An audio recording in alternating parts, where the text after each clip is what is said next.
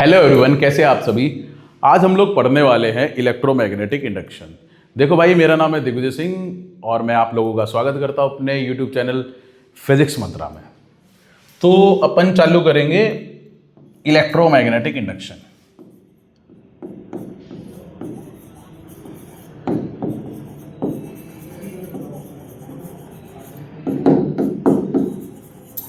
Electromagnetic induction भाई साहब, इसको ना शॉर्ट फॉर्म में EMI भी बोला जाता है।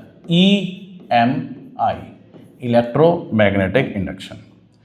देखो क्या था हमारा ना, हम लोगों ने पहले पढ़ा हुआ है कि जब कभी भी एक करंट कैरिंग कंडक्टर, एक कंडक्टर है जिसमें करंट है, तो वो क्या प्रोड्यूस करता है? मैग्नेटिक फील्ड को प्रोड्यूस करता है। अब भाई नेचर की सिमेट्री के हिसाब से अगर करंट से मैग्नेटिक फील्ड प्रोड्यूस हो रहा है तो कोई ना कोई ऐसा तरीका तो मिलेगा जिससे मैग्नेटिक फील्ड से भी हम वापस से करंट प्रोड्यूस कर सके, और वही तरीका है अपना इलेक्ट्रोमैग्नेटिक इंडक्शन। अब इलेक्ट्रोमैग्नेटिक इंडक्शन क्या होता है? सबसे पहले हम इसके अंदर ना बात करते हैं मैग्नेटिक फ्लक्स की। पहले हम बात करेंगे मैग्नेटिक फ्लक्स की। भाई साहब, ये मैग्नेटिक फ्लक्स है क्या? मैग्नेटिक फ्लक्स होता क्या है? मैग्नेटिक फ्लक्स होता है जी, कौन सा कलर लेना? टोटल, ये कलर तो बढ़िया नहीं लग रहा, ब्लैक से ही लेते हैं। मैग्नेटिक फ्लक्स क्या होता है? Total magnetic field lines, total magnetic field lines passing through a given area. कितनी magnetic field line given area से पास होती है उसको अपन क्या बोलते हैं? Magnetic flux. हम मान लेते हैं, मान लो ये एक मैग्नेट थी, इधर से नॉर्थ पोल था, इस टाइप से magnetic field line north to south direction में आती है। मान लेते हैं कोई भी इस टाइप से मैग्नेटिक फील्ड लाइंस जा रही है यहां से। मैग्नेटिक फील्ड लाइंस की प्रॉपर्टी क्या होती है? एक दूसरे को काटती नहीं है, ठीक है। इस टाइप से ये मैग्नेटिक फील्ड लाइंस नॉर्थ से गई हुई है और साउथ पे इस टाइप से ये आएंगी, ठीक है। अब हम मान लेते हैं जी हमारे पास कोई एक मटेरियल है, वो यहां पे प्लेस्ड है इतना, और एक मटेरियल है यहां पे। मान लेते हैं इनका एरिया सेम, एक बार वैसे मान लेते हैं, है नहीं, ठीक है, देखने में नहीं लग रहा। यहां पे 1 2, ये तीसरी भी इधर से आती, 3 4 5 6 7 मैग्नेटिक फील्ड लाइन यहां से पास हो रही है, यहां से 2 मैग्नेटिक फील्ड लाइन पास हो रही है। तो प्रैक्टिकली जब हमने देखा तो इसमें ना इंपैक्ट अलग अलग था। 7 मैग्नेटिक फील्ड लाइन पास हो रही है, उस पर इंपैक्ट अलग था।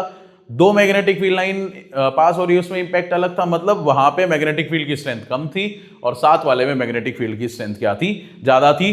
तो हमने एक क्वांटिटी बनाई थी phi b stands for magnetic flux. ये मैग्नेटिक फ्लक्स है क्या भाई?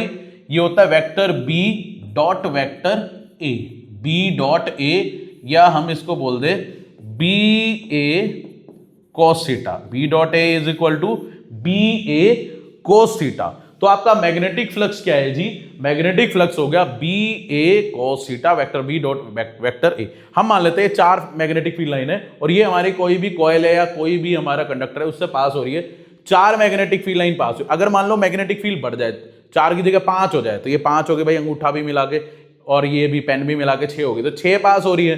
अब 6 पास हो रही है तो मैग्नेटिक फ्लक्स बढ़ गया, पहली बात। दूसरी बात ये है कि अब मान लो बहुत सारी मैग्नेटिक फील्ड लाइन है, मान लो 500 600 है, अगर ये एरिया ही कल को बढ़ जाए, इतने एरिया में तो कम पास होगी, अगर ये एरिया इतना ज्यादा हो जाए तो ज्यादा मैग्नेटिक फील्ड लाइन पास होगी, तो ज्यादा हमारा क्या होगा? मैग्नेटिक फ्लक्स होगा। फिर ना एक और चीज, मान लो ये 4 मैग्नेटिक फील्ड लाइन ऐसे पास हो रही है, अब मैं इस कॉइल को घुमा रहा हूं भाई, अब 3 हो रही है, ये छोटे वाली उंगली पास नहीं हो रही, अब 2 हो रही है और अब 1 भी नहीं हो रही। मतलब मैग्नेटिक फील्ड प्लस एरिया पे जो डिपेंड करेगा, ओरिएंटेशन पे भी डिपेंड करेगा। जैसे जैसे ये घूम रही है उसके ओरिएंटेशन पे भी डिपेंड करेगा। मींस बी पे डिपेंड करेगा, ए पे डिपेंड करेगा और थीटा। इसीलिए हमने बोला B डॉट A। अब क्योंकि ये डॉट प्रोडक्ट है तो हम ये बात करें मैग्नेटिक फ्लक्स कैसी क्वांटिटी होगी भाई? वेक्टर होगी कि scalar?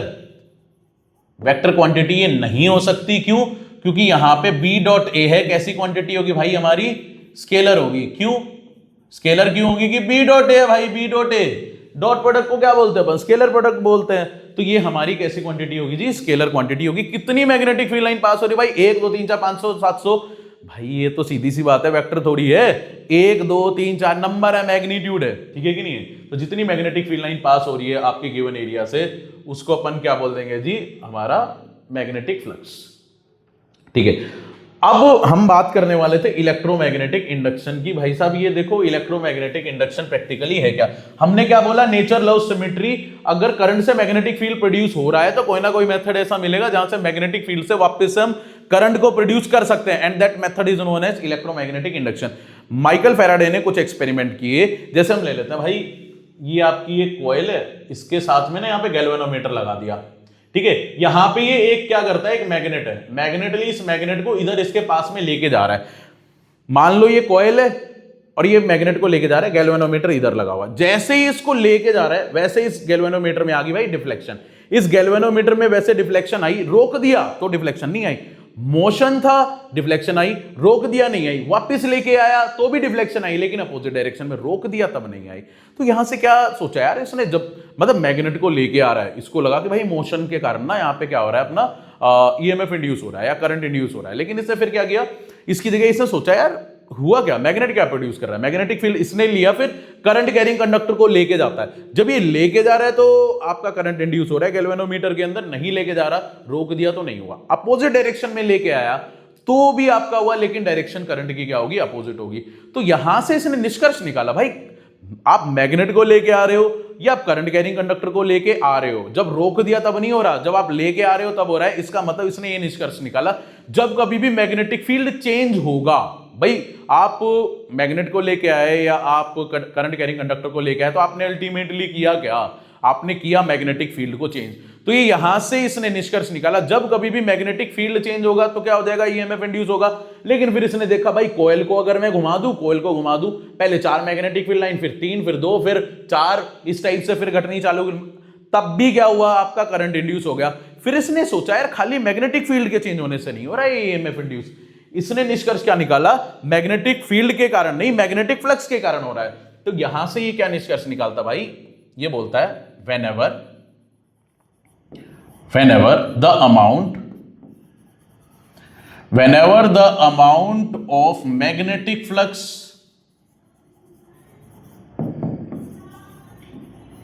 linked to conductor changes, whenever amount of magnetic flux linked to conductor changes, EMF is induced in the conductor। भाई जब कभी भी मैग्नेटिक फ्लक्स चेंज हो रहा है तो ईएमएफ इंड्यूस हो रहा है भाई कंडक्टर के अंदर। इस फिनोमेना को बोला electromagnetic induction. This phenomena is known as electromagnetic induction. Electromagnetic induction क्या था, मैग्नेटिक फ्लक्स चेंज होगा तो करंट आ जाएगा। करंट किस कारण आता है भाई, ईएमएफ के कारण। देखो ये आपका कॉइल है, इसके रिस्पेक्ट में ये आपका मैग्नेट ले लो, करंट कैरिंग कंडक्टर ले लो, या रियोस्टेट से करंट को कंट्रोल कर रहे हैं, चेंज कर रहे हैं, वेरी कर रहे हैं, तो आप अल्टीमेटली करंट बदल रहे हो। देखो या तो करंट बदल रहे हो तो मैग्नेटिक फील्ड बदल रहा है जिससे मैग्नेटिक फ्लक्स बदल रहा है, मैग्नेट को लेके आ रहे हो तो मैग्नेटिक फील्ड बदल रहे हो जिससे मैग्नेटिक फ्लक्स बदल रहा है। हर केस में बदल क्या रहा है, मैग्नेटिक फ्लक्स। जब मैग्नेटिक फ्लक्स बदल रहा है ना, उस टाइम पे ईएमएफ इंड्यूस हो रहा है। तो ये क्या बोलता है, whenever the amount of magnetic flux link to conductor changes, जब कभी भी मैग्नेटिक फ्लक्स चेंज होता है कंडक्टर के रिस्पेक्ट में तो ईएमएफ इंड्यूस होता है। तब क्या होगा, ईएमएफ इंड्यूस होगा। इस फिनोमेना को इलेक्ट्रोमैग्नेटिक इंडक्शन बोल देते हैं। और उस ईएमएफ के कारण जो करंट आएगा that will be known as induce current, and the current produced बोल दो या induced during this process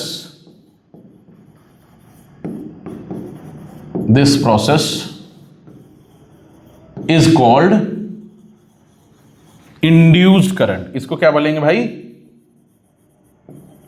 induced current.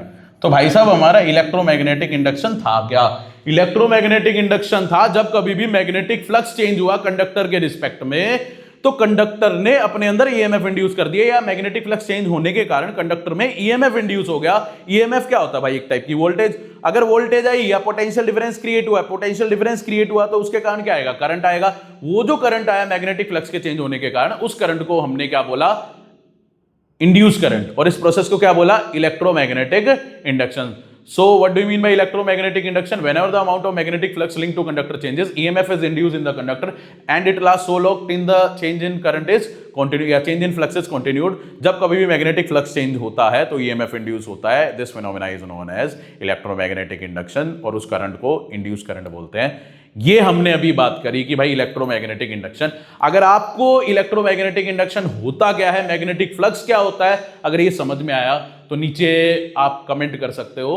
और भाई इसको सब्सक्राइब कर लो, ये मेरा पहला वीडियो है और आगे हम इस टाइप से ना शॉर्ट वीडियोस, शॉर्ट फॉर्मेट के अंदर वीडियो लेके आते रहेंगे। तो कमेंट करो और आप अगर शेयर करना चाहो, अगर आपको अच्छी लगी हो तो लाइक करो और इसको सब्सक्राइब भी कर लो। Thank you so much. मिलते हैं कल एक नई बेहतरीन वीडियो के साथ, आगे वाला टॉपिक लेके।